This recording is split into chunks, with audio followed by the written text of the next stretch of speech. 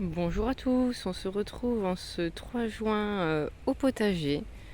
Donc il paraît que le temps du 3 c'est le temps du mois, donc bon, on a pas mal de soleil, ça c'est bien. Par contre on a un petit peu de vent, donc ça j'espère que ça va pas durer. J'espère que ça gêne pas trop pour la vidéo.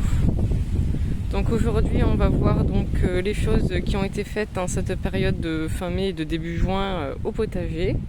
Après, on verra un petit peu les récoltes et ce qu'il nous reste encore à faire. Alors, on va commencer donc ce petit tour du potager par les tomates. Donc, rappelez-vous, il y a 2 semaines, elles avaient eu un petit peu de mal lorsque je les avais plantées parce que dans les godets, elles avaient pris un petit peu d'humidité et elles avaient plein de taches. Donc, j'avais tenté de couper les feuilles abîmées quelques jours avant de les planter par temps sec et ça a eu l'air de très bien marcher puisque depuis qu'elles sont plantées, elles ont vraiment bien poussé. On commence même à voir quelques petits fruits, on en voit un juste ici. On en a un autre juste là et c'est pas les seuls donc à faire des fruits puisque juste ici on peut voir un potimarron. Puis on a aussi des concombres, des cornichons et même quelques petits pois chiches qui commencent à pousser. Donc pour en revenir aux tomates, donc déjà je les ai un petit peu mieux tutorisées puisque bon avec le vent qu'on a, il faut pas qu'on ait de casse maintenant qu'elles sont bien parties. Et donc ensuite j'ai aussi bien enlevé les branches qui touchaient le sol. Donc pour pas que les feuilles soient en contact direct avec la terre et que ça propage des maladies. Surtout maintenant qu'elles sont bien reparties. Donc j'ai taillé justement ces feuilles qui touchaient le sol et aussi les petits gourmands. Donc j'ai bien enlevé les gourmands, donc j'en ai laissé un petit peu, donc vous voyez ici là il y en a déjà un deuxième. Donc c'est que j'ai déjà attendu qu'il fasse un temps sec pour les enlever et on a eu quand même pas mal d'humidité jusqu'à maintenant. Donc voilà, j'en ai laissé quelques-unes, mais en général voilà, j'en enlève la plupart. Donc pour pas qu'elles buissonnent trop et permettre justement aux fruits de bien se développer. Donc voilà, je les enlève à la main en prenant garde de ne pas casser les branches. Donc toujours pour éviter la propagation des maladies. Et voilà, j'ai fait les tomates, après j'ai fait la même chose avec les physalis qui sont juste ici.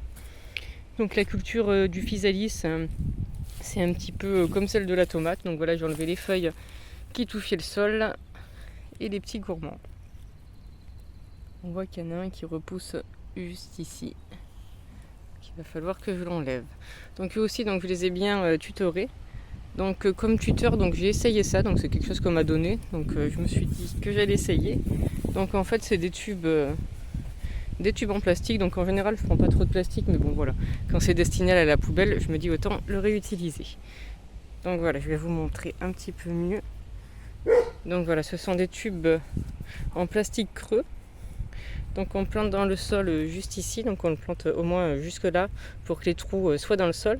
Et en fait on remplit d'eau en hauteur et donc ça permet de bien arroser en profondeur nos petites plantes. Donc voilà, comme on a pas mal de sécheresse, j'ai récupéré ça et j'ai essayé sur les 3 physalis et il m'en reste 3. Donc je pense que j'en mettrai peut-être un aussi à la tomate que j'ai mis juste ici dans le bac. Et après je trouverai bien un endroit pour l'utiliser. Alors ensuite il a été temps de couper les engrais verts. Donc ici dans cet espace j'avais semé, je crois que c'était au mois de mars, de la moutarde blanche. Donc voilà, je l'avais laissé pousser un petit peu et je crois que c'était début mai. Après quand elle avait un petit peu poussé, j'avais planté au milieu les 2 melons charentais que vous voyez ici et j'avais planté je crois 8 ou 9 maïs là que vous voyez tout autour.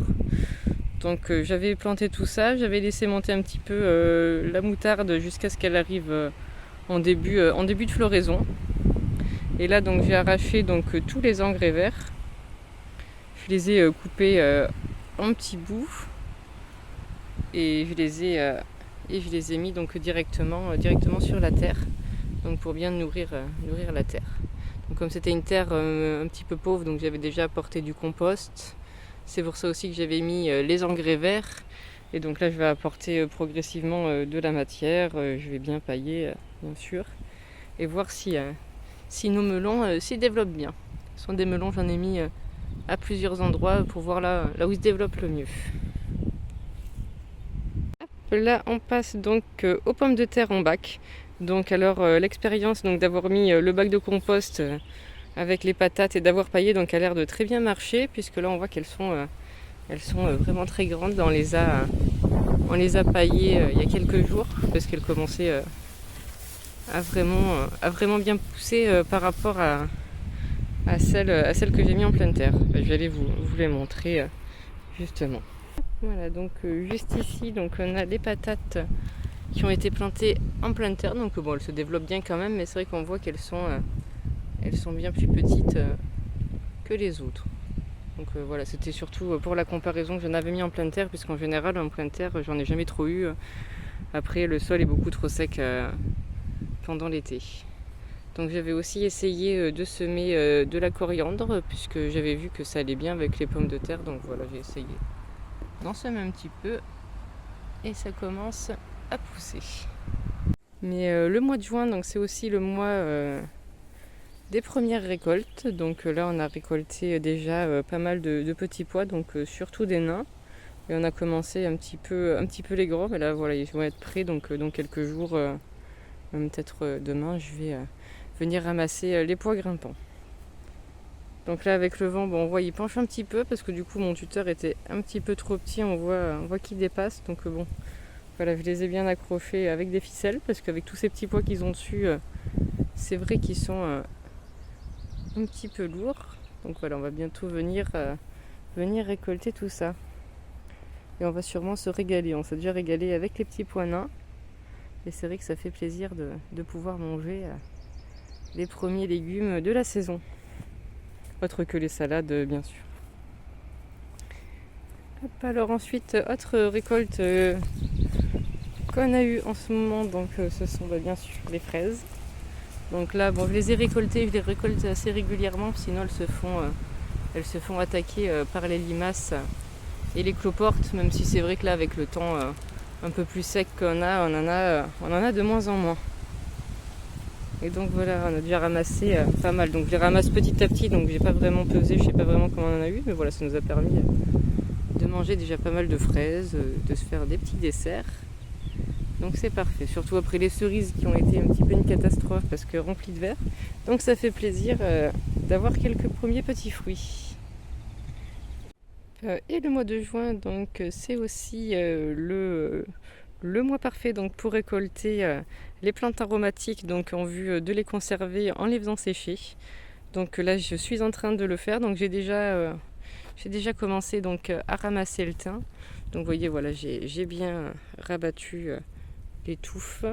Donc voilà, je les ai taillées assez courtes pour qu'elles repartent bien denses. Et on aura peut-être même après une autre récolte au mois d'octobre. Ici, on a quand même un temps qui nous permet des fois d'en ramasser une autre partie de l'année, surtout si l'automne n'est pas trop humide. Donc vous vous demanderez peut-être pourquoi j'ai tout ramassé, sauf ces deux touffes juste ici. Donc vous avez la réponse qui s'affiche en image. Autant la première est flippante avec ses poils, la deuxième elle est presque belle, on dirait un petit peu une fleur ou un berlingot de Provence. Hop. Et donc ici dans la spirale j'ai aussi ramassé l'estragon et la menthe poivrée juste ici qui commence déjà à bien repousser. Donc la menthe c'est quelque chose quand même qui est assez envahissant, donc ça repousse toujours. Il me reste encore pas mal de plantes aromatiques à récolter, donc j'attends le bon moment donc pour la conservation, parce que sinon pour les consommer, voilà, à partir du moment où on a des feuilles, on peut les consommer, certaines même tout au long de l'année. Mais en ce qui concerne de la conservation, donc par séchage, donc il y en a certaines qui doivent être récoltées donc avant leur floraison. Donc c'est le cas de la mélisse par exemple, de la menthe, le romarin, l'estragon ou encore la verveine. Et on en a d'autres donc comme l'origan, la sarriette ou le thym et la marjolaine qui est juste ici, donc qui doit être cueillie en tout début de floraison. Donc c'est pour ça que j'ai déjà récolté le thym, donc qui fleurit un petit peu plus tôt. Et là donc d'ici les prochains jours, donc je vais sûrement récolter la marjolaine, puisqu'on voit qu'elle commence à faire des petites fleurs. Donc ça va être le moment parfait pour la conserver. Surtout que là on voit que vraiment elle a bien poussé. Donc on voit les pieds les plus anciens et les plus récents. Donc ensuite, donc une fois que je les ai ramassés, donc je les nettoie bien à l'eau, donc pour éliminer toutes les petites impuretés, les petits insectes, tout ce qui pourrait être dessus. Donc puis j'enlève bien toutes les petites feuilles abîmées. Donc parce que celles-ci se conserveront pas. Alors donc une fois bien égouttées, donc on va mettre nos plantes donc dans une pièce bien aérée, donc on les met quand même à l'ombre, donc il ne faut pas qu'elles soient en soleil direct, sinon ça pourrait brûler un petit peu les feuilles. Donc voilà, pour les plus grandes, je fais des bouquets donc que j'ai attachés avec des ficelles et des cintres à un crochet qui était déjà sur le plafond. Et pour les plus petites, donc je les ai mis sur donc l'étagère à semis que j'ai utilisée plutôt donc pour mes semis. Donc maintenant elle me sert plus pour ça, donc du coup j'en profite pour mettre donc mes petites caissettes, donc avec du papier blanc, donc au mieux éviter le papier imprimé. Donc voilà, c'est pour ça que j'utilise des feuilles qu'après je réutiliserai bien sûr, donc pour bien le faire sécher. Donc c'est bien important de bien les faire sécher, sinon après on risque d'avoir de la moisissure quand on les aura mis dans les pots hermétiques.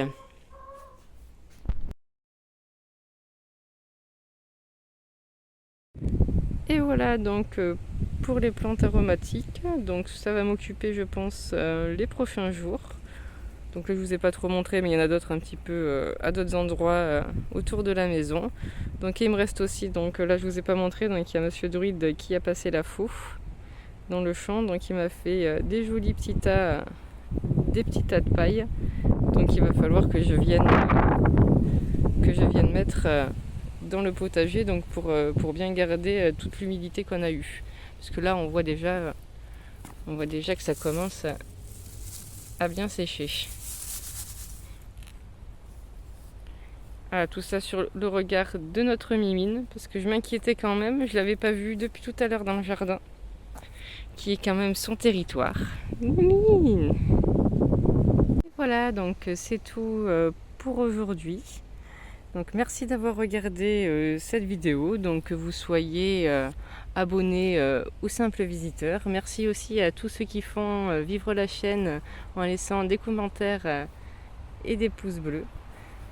Donc on se retrouve très bientôt pour suivre l'évolution du potager. Donc n'hésitez pas à vous abonner si vous ne voulez louper aucune des vidéos. Donc moi je vous souhaite une très bonne semaine et surtout prenez soin de vous.